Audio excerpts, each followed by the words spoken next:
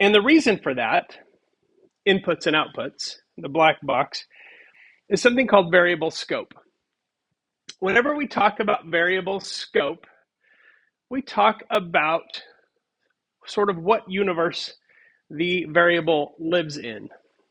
And up to now, when we've used a variable, that variable has been accessible from anywhere in our code. So if we define a variable called strText, that's a string, that variable strText, we can change it from anywhere in our code. We can use that or access that data from anywhere in our code, and it works just fine. But now, as we develop custom functions, there might be times where a variable lives only inside our function. And that means code that's outside the function can't access that variable, can't change the value of that variable, doesn't even know that variable exists. It's like a different universe. It's like the Spider-Man multiverse kind of thing, right? Where that variable only lives inside the function. So it all has to do with where that variable is defined. So if I take this code and I put that into our code editor here,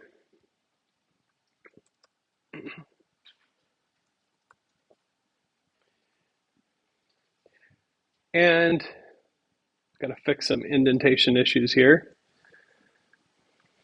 Okay, so what I have here is I have a very small function defined here called show variables. And inside that function, I'm saying that x is equal to 33. And then it immediately after that prints out the value of x. So anytime, if I just say show variables or show vars, if I just call that function, it doesn't require any parameters, and I run that, all it's going to do is print out right now x equals 33. Because literally, when I call this, all it's doing is these two lines of code. X is equal to 33, then we print it out. But if I put that as part of this program, let's try and keep track of what x is doing here, right? So this defines the function. It's not doing those things yet. It's just saying, when we call the function, this is what you're going to do, okay?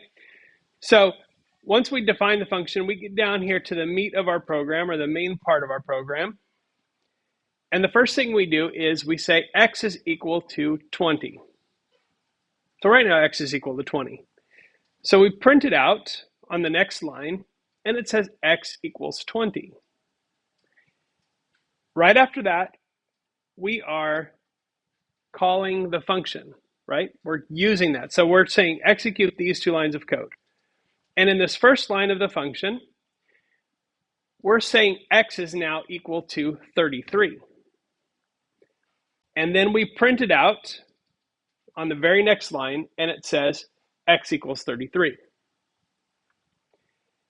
So that concludes that function. So after that finishes, we go back to this next line. And once again, we print x equals something. Now the question is, what is x going to equal when we print it out? Because when we ran this, we said x is equal to 33. When we started the code, we said x is equal to 20, right here. So does x, how many think x is going to, when we print it out, is going to be equal to 33? How many think x is going to be equal to 20?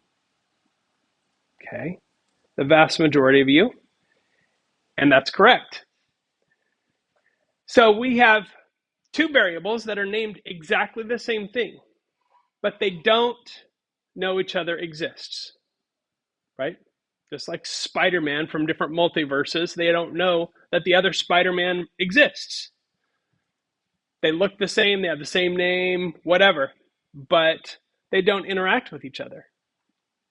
Because one has a scope, we would say, of just that function.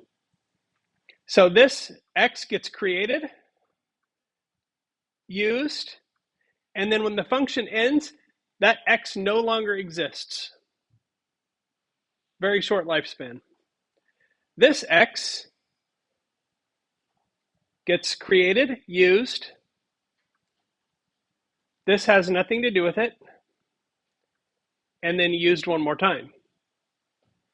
Completely different variables. Even though they have the same name, one lives only inside the function. So,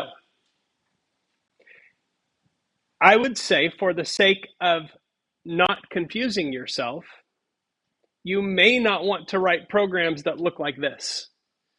Don't write programs where you're using the exact same variable name inside the function and outside the function, if you can help it. Why? Because you're bound to confuse yourself at some point with what equals what and where that scope, it's just not a great way to approach things.